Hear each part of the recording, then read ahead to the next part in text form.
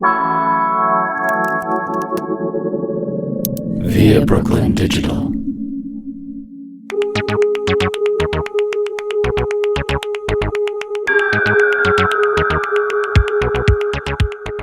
Hello, and welcome to the first Still the Podcast book recommendation episode. In addition to our regular episodes, we are bringing you book and film recommendations that delve into issues that relate to female identifying artists in the arts and entertainment industry. I'm Danielle Joy. And I'm Cori Hundt. And today we will be talking about the book, Pretty Boys Are Poisonous Poems by Megan Fox. Disclaimer, as the discussion continues today, spoilers may be revealed. So if you don't want to have anything divulged ahead of time, please consider listening to another episode of our podcast and coming back here to listen to this one once you've read the book. Pretty Boys Are Poisonous Poems is a compilation of poems written by Megan Fox that, trigger warning for our listeners, covers topics such as abusive relationships, addiction, and pregnancy complications. And just a reminder for our new listeners that in this podcast, we use the term female identifying.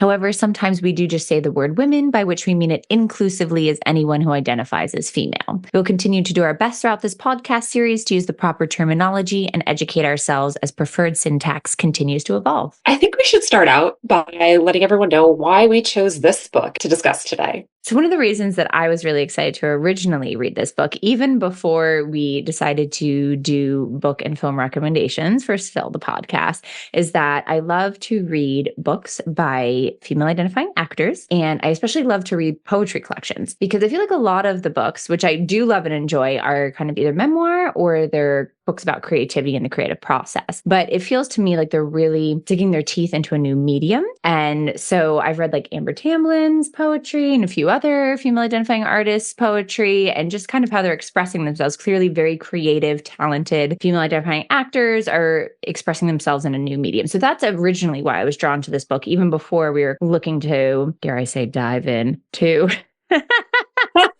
book and film recommendations. So that's what originally drew me to this, to see her take on poetry. I don't know what your original excitement for the book was, but I'd love to hear it. Well, for me, it was you recommended it to me. And there you go. I'm not the biggest reader of autobiographies and poetry. Even I think the last poetry book I read was Chicken Soup for the Soul in the 90s. I love it. Not that I don't like poetry. It's just I haven't read poetry books. I'm more of a sci-fi fantasy genre type, murder mystery genre type person. But I'm always down for a book recommendation, especially from people I know and trust tastes in art and entertainment. So most of the books that I read come from my friend April, and every single one has always been amazing. So I'm always down for books and movie and film recommendations. So yeah, I'm not the biggest reader of poetry. So that was actually one of my questions that I was going to talk about today is I thought this book was good, but as a non-poetry reader, is this book good? Are these poems good? So you tell me. I mean, obviously art, right, is in the eye of the beholder the same way any art form is, I suppose. But in terms of immediate reactions to the book, I was thinking, okay, what are the adjectives? I also become very into Goodreads. I don't know if you're on Goodreads, the app. I was on Goodreads for a while, yeah. Yeah. So I love to kind of keep track of what I'm reading, what I have next to read, and also read other people's recommendation, kind of like an aggregate of what people's thoughts are on things. And in terms of adjectives that immediately came to mind, I felt it was very raw, very emotional, very honest, and very graphic. And I don't mean that in a bad way. I just mean literally really depicting strong images with the poetry. Also, and one point I want to bring up while we're talking about this, she worked with an amazing illustrator as well. Yes, that was one of my notes too. Audrey Kowasaki is a Japanese-American artist born and raised in Los Angeles. She currently lives in the UK. Kawasaki's work contains contrasting themes of innocence and eroticism, conveying the mysterious intrigue of the feminine sensuality, which is kind of perfect for, I'm sure, why she looked for an illustrator that would really bring these poems to life in the illustrations in the book. So that was another cool thing that I feel isn't a part of a lot of female identifying actors' books. There's not always extra graphics or illustrations or something. So it felt very much like its own artistic work between the illustrations and the poems, which was fun. It was very different from a lot of the stuff that I read in the arts and entertainment industry. Yeah, that was one of the things I wrote down as well. I loved the imagery in this book, and I feel like it really highlighted the themes in the poems and shared the emotion of each piece. I'd be interested to know whether she drew all the illustrations for the poems or if some of it was work she already created and then they paired it with what made sense. That's a good question. If anyone knows, or if Audrey Kawasaki is listening to this episode, please let us know in the comments. We'd love to hear from you. We're fans. Totally. And beautiful, beautiful work. It made it different. It made it kind of a stand out from a lot of the other books I read. So that was really cool, I thought. So she has a little bit of a prologue in this book where she talks about the process of writing this, or more why she wrote what she wrote. And she said something in the beginning about how she wrote this book of poetry after she had been broken by a man, or maybe by men. I have the pull quote. Can I say? Oh, please. Yes, it was so good because, she wrote a little prologue about when she started writing this. And she said, but then it happened.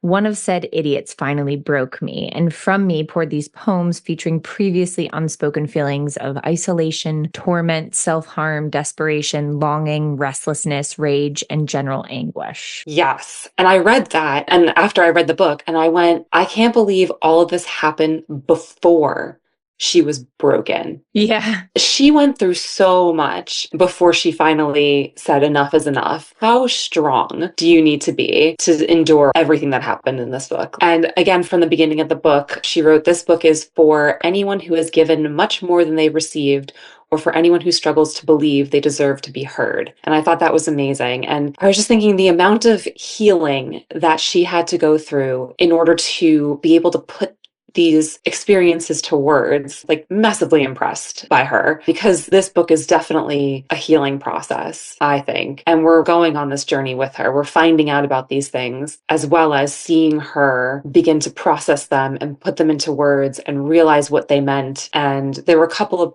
poems in the book towards the end where I was like, I feel like this is when she started to realize that she needed to get out. And I feel like that's when the healing journey probably started to begin for her. All in Circles was one of the poems towards the end of the book. And that one made me feel like this is when she either began her healing journey or realized that she had to. Yeah, it was interesting because when I was looking more into the background of her relationships and the work she's done and life as a celebrity more deeply after reading the book, we don't necessarily have a spill section, but I did pull something. I was just kind of reading these articles about her from people.com, an article by Benjamin Van Hoos on November 7, 2023. And she wrote, this is not an expose that I wrote or a memoir, but throughout my life, I have been in at least one physically abusive relationship and several psychologically very abusive relationships, she said. And you can really see that toll come out in her writing. And yeah, I do think I don't want to say like art is therapy, but I think it can be very healing. And I think other people who've gone through something similar, to hear her grappling with these emotions is really connective for them, I would imagine. And you can kind of see that journey on here, right? Like there's the rage, there's the fury, there's the hurt. And then there's, I think, some elements of healing as well, I would argue, like you were saying in some of the later poems as well. I was also just trying to look into her work on Transformers and how, I guess there were some issues with the director and how she was treated on sets, sexually exploited, not in terms of he sexually abused her, but just the character. I mean, she's a sex symbol, and this idea of like, how do we treat women and how do we treat women who are sex symbols? And it really brought a lot of parallels in my mind to Marilyn Monroe and all the biographies about her and how these absolutely gorgeous, talented women who are sex symbols in American culture, how they're treated. And they're treated as like not humans in a way, right? They're there to digest and consume, both publicly and apparently in her private relationships as well. And that's what I felt she was really going on a journey with in this. And obviously we get the public version, but this is her talking more about the private struggles, I felt like. Something else I thought was interesting, let me know if you noticed, that there were a lot of really interesting allusions to Greek mythology and classic literature. And Bible stories and God. Biblical stories, God, Shakespeare. So it really just talks, I think, about how well-read and well-versed she is. You think, oh, Megan Fox, pretty face, Transformers, but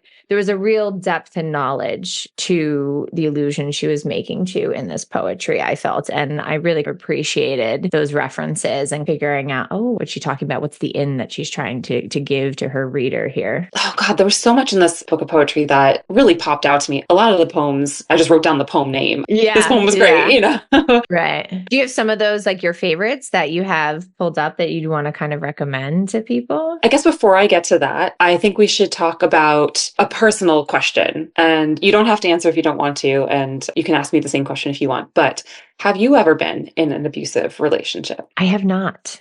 I'm very lucky So to lucky. say I have not. Yeah. And so that's why I thought this is very impactful as somebody who I would say has not been in a domestic partner abusive relationship by any means. So I can only imagine and that's why, we put the trigger warning at the front. So I think depending on where you are in your journey with that, it can be perhaps very healing to read this, but it might also be triggering to some people because it was so, I think her words were really powerful and they are really graphic in places. And I think she's trying to give a very real encapsulation of what that might be like. But yeah, I don't know if you wanted to speak more to that. Don't feel like you have to. We don't have to go into it completely, but yes, I have been mostly emotionally abusive, not really physically abusive, except for this one poem that Megan wrote. It just like really hit me as relatable for me. So the poem was called Rape, and to me perfectly encapsulated how even if you give in to having sex with your partner, with your boyfriend, with your husband, and you didn't want to, it's still rape. Even if you're dating and together, if you say no and they coerce you and force you or like pout until you give in, that's not consent. Right. Them trying to change your mind is not consent. Mm. Giving in is the woman's way of placating, of not wanting to escalate something that they know might happen later if they keep saying no, not wanting to make the partner feel bad because women are socialized to be that way. So I've been in that experience before where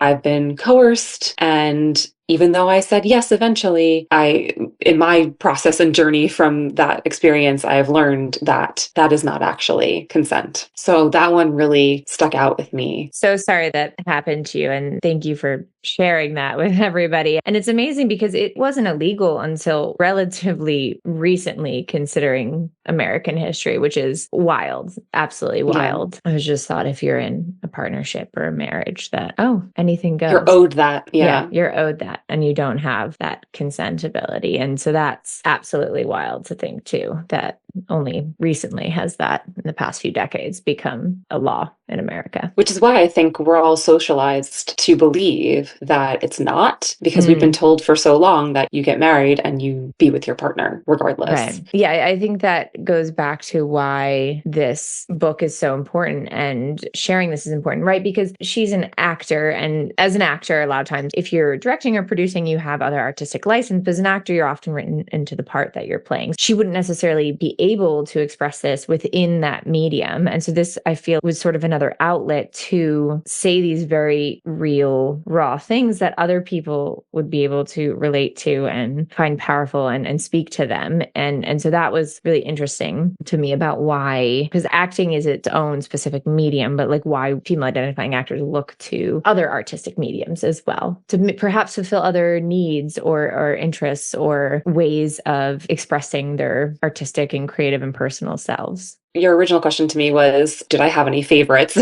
And favorites a weird word because it's like, I love this one, but like, right. How about I say impactful, poems that were impactful to you? Yeah, maybe favorites for this topic is not the right one. Well, the thing is too, to me, I related to a bunch of these poems as well. And like you as someone we just asked, was very lucky to never have been in abusive relationships. Like I related to certain poems in a certain way because of my past experience. And you probably related to some other poems differently because of past experiences as well. But I have to say the last two poems, I didn't even write the names down because I think it's just called 1 and 2 or something like that. But the last two poems, I can't even talk about them. They were so upsetting and disturbing to me. Like those are the ones that made me cry the most. Yeah. Those were the ones about her pregnancy complications, I'll just say for now. And then the illustration at the end is so beautiful as well. In case you're on the video. Oh no, there we go. There you go. So those were upsetting because one felt like a loss and one felt like a forced loss. I don't know if I'm reading those correctly, but both of them were very upsetting to read. And I say upsetting in like I'm not going to go out and boycott the book way. Upsetting in a I was moved emotionally moved from her art. Book ban now. No. But if that is something that triggers you, obviously, do not read those. Yeah. Did you have any impactful poems from the book that stood out to you? Goodness. Yes. Sometimes it's more poetry, and sometimes it almost feels like she's putting down little thoughts, I would say. They're only a couple sentences long, just poetical. So one that I pulled, and I don't say impactful necessarily on personally, I can relate, but she says, if I had a nickel for every time you showed up for me, I would have exactly 0 nickels. But I know I've earned a mansion in heaven for all the times I forgave you for calling me a stupid cunt. And I just can't imagine living day to day with that kind of degradation, and how that must have felt to her, and how stuck she must have felt, and how many female identifying people out there are feeling stuck to that point. And how hard it is to get out of abusive relationships often, because they feel like either they can't leave, it might be dangerous, or they might not have the financial independence, or there might be children involved. And I think it kind of speaks to the cyclical nature of domestic abuse, from what I understand, having read into it and watched other films and TV shows like Maid and that sort of a thing, how it takes years and many attempts often to make a final cutoff of these kinds of people. And so that was something that really stuck out to me, I would say. Yeah, that was actually one of the things I wrote down. One of the questions I had as well was, why do you think it's so hard to leave an abuser? And I think you just gave your answer. And I have been struggling with this question too, because I just said that I had an abuser. And I did wind up leaving them, and it was hard. And my friends told me he was a terrible person, and I didn't want to see it or believe them, whatever. And I don't know why I was so eager to dismiss my friends that I had had forever for a guy that I barely knew. And it did take me a long time to finally get rid of him. But yeah, I was really hoping I could unpack that and give some advice to our listeners. Not that this is an advice podcast, but it's hard. I mean, I think people outside sit there because to them, they can see it more clearly. But when it's that close to you, I think it's really hard to see. And I think there's a lot of fear around it for those various reasons I was talking about earlier. And when it's that close to you, yeah, sometimes, I think people want to think the best about people, right? You want to believe some people are better than they are, unfortunately. You mentioned the poem that you just mentioned about being called a stupid cunt. And there is another poem where she says, there was a time where I never had bruises on my face, or I'm totally misquoting here, where I never tasted my own blood before, or I was never called a stupid cunt. But if those things haven't happened by Wednesday, I'll consider it a miracle. I think the poem is actually called I'm Not Sure God Would Agree, because it was like a nice little summation about it being a miracle. But if you've never had these experiences before, you might read this book and think, why didn't she just leave? And it's really, really interesting to see it happen, and like how she was able to take so much and finally turn it around. And like you're talking about what that final breaking point is, she alludes to it. But there's just something in her that like snapped or changed, like the straw that broke the camel's back, so to speak. And she said then, and having done some writing myself and stuff, when you're in that, it just seems, she said they poured out from her, the poems, right? Like it just, it came to her. It was like, okay, this something has to change. And she's done. And she just kind of poured it all onto paper into these like very beautiful, moving. The word I got from is like strong and powerful and impactful. That's how I felt reading all this. And yeah, it's not a light read. It's not maybe not a beach read. By all means, no. But I think that's what makes it so successful as a collection, because right, the title's Pretty Boys Are Poisonous. And again, this not all men, right? Like not everyone, that she's talking about her own personal experience with very specific people. And I tried to look into it a bit. I'm not going to make any guesses. Like there was kind of the issue of, I guess, how she was treated like in the Transformers franchise. But other than that, like I'm not quite sure like what boyfriends and partners she was alluding to. But she said there was multiple. Yeah. And she does give some pretty specific descriptions. I know she dated Machine Gun Kelly for a while, and I feel like there's a poem specifically about him because she refers to him as 6'4" blonde baby or something like that. I can't remember the exact word. Yeah, he dated a 6'4" man. Like, who is it? But yeah, I don't think we should speculate on who it might be because we don't know. We see her public relationships, but we don't see any private relationships. So she could have been dating someone publicly that was brilliant and lovely. And we're like, oh, it's him. It's definitely him. But it wasn't, Yeah. Yeah, I'm so glad we chose this book. I know. I think it was a great jumping off point to talk about female identifying artists and the work they create that's not just, I guess, maybe their original artistic medium that they were trained in or known for. And that's like another interesting thing I think about it. I mean, obviously I read writers who that's their main medium, but I think a lot of the ones that we are working with originally in these book and film series are people who actually kind of are in other areas of the arts, but wanted to write. And I guess it's an interesting question too, like why this, like why the, I mean, I made my guess as to why Megan Fox, maybe went with poetry, but that's also very interesting to me about like moving along different artistic mediums and everything. And yeah, this is a powerhouse of a poetry book to start with, I think. But also her choice to write these poems, makes sense as part of her healing process, as part of her artistic journey, but then to publish them as well. Yeah. A lot of people write for themselves, but she chose to go public. And like you said, a lot of people probably know a lot more about these relationships and who specific people and who she's referring to than maybe we do. But that's a great point. Yeah. But I also wonder if she, like, we read this book is for quote before, but I wonder if she hoped. And Megan, if you're out there, please let us know. I wonder if she hoped at Still the Podcast. At Still the Podcast. I wonder if she hoped to help other women with this and to hold up a mirror maybe to see their own relationships within this and say, hey, I got out and I went through all this. You can too. And like maybe someone is in an abusive relationship right now that's not gotten as far as it's gotten in this book. And maybe that person can be out there and say, wow, I don't want it to get that far. And hopefully take some steps to get out of that relationship. That's a great point. Was this more, and one day I'd love to have the writers of these books on to pick their brain more, because I know we're speculating a bit, but when I think of women helping women, I would assume that's part of it. Obviously for her, it was a release and perhaps a therapy of sorts, but you're right. Why wasn't it just left in her drawer to be like, okay, that helped me to digest and understand and move on, but why make it public? And I would argue, if we're thinking optimistically, she's trying to help other women in a similar situation. And I think some of the other books and films we're going to be talking about have very similar themes, which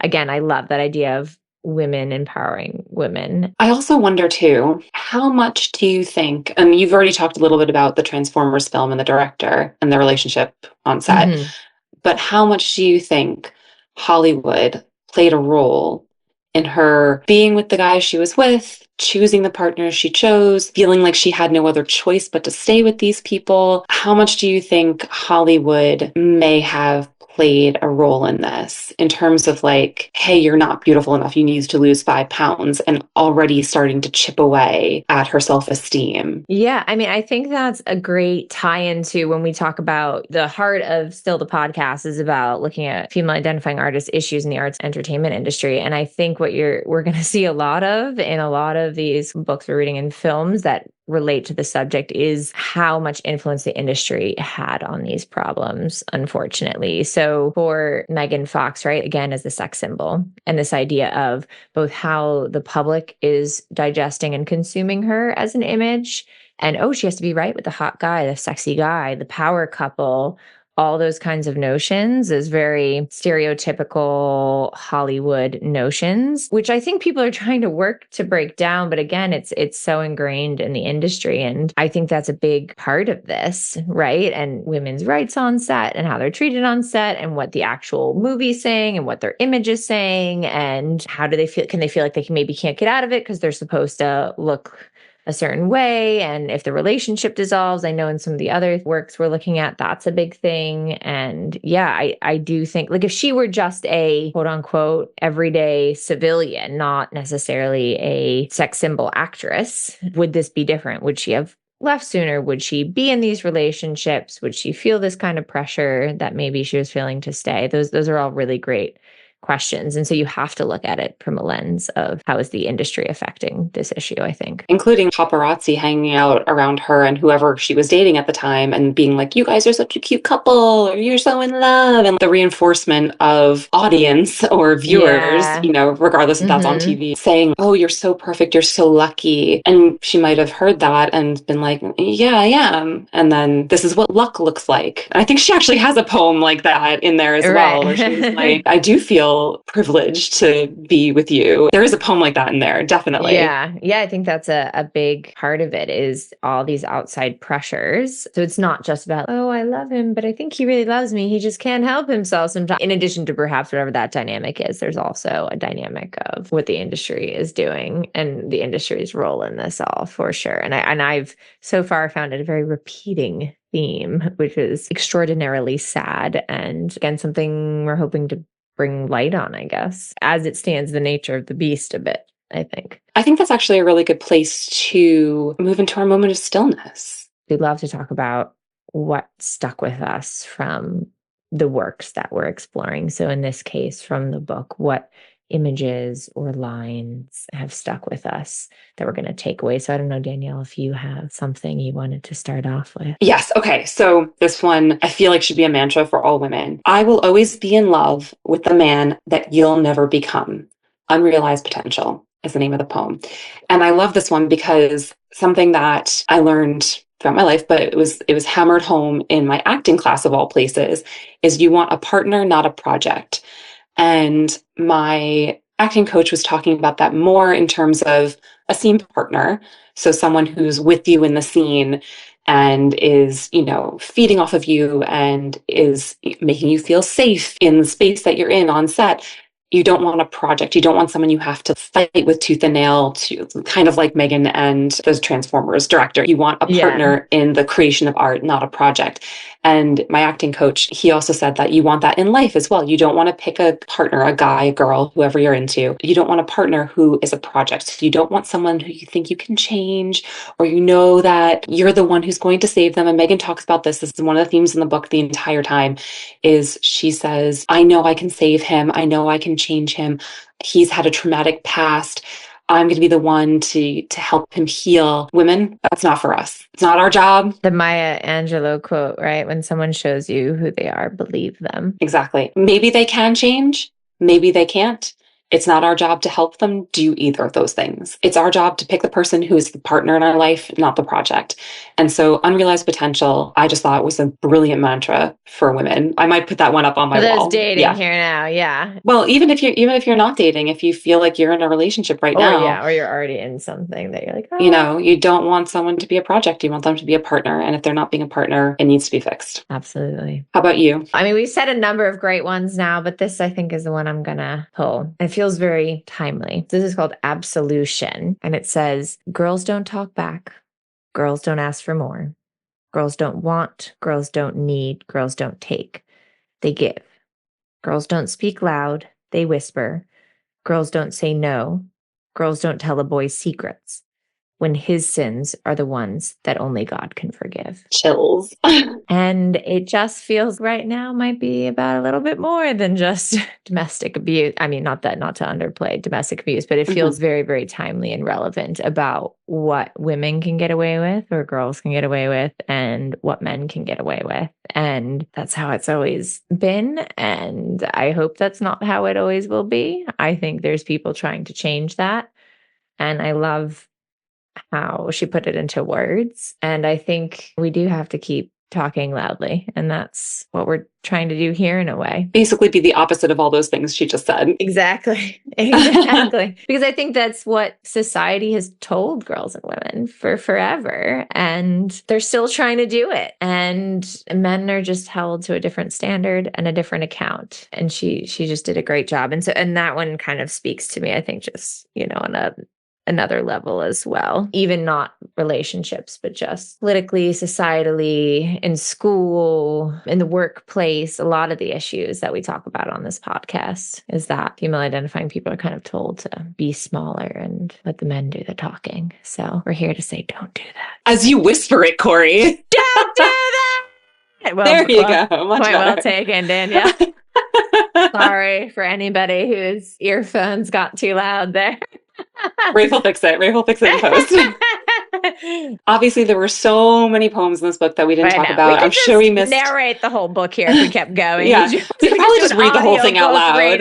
Yeah, but yeah, we weren't able to get to all the poems in the book. If you enjoyed our episode, please let us know in the comments. If you've read this book, please let us know your most impactful poems that stuck out to you. Let us know how you felt. We'd love to hear your experiences, your stories, your comments. If you or someone you love are experiencing an abusive relationship, please call the U.S. National Domestic Violence Hotline at 1-800-799-7233. This has been Still the Podcast Book Recommendations, a Via Brooklyn digital production. Thank you for listening. Be sure to check out the current and past seasons of Still the Podcast for free on Spotify, Apple, or wherever you listen to your favorite podcasts as well. And finally, follow Still the Podcast on Instagram and Threads at Still the Podcast for updates on new episodes and continued discussions. Also, if you have any suggestions for future episode topics, or if you'd like to be a guest on the podcast, please feel free to drop us a line on social or submit the form on our website, viabrooklyn.org. Until next time. Via Brooklyn Digital.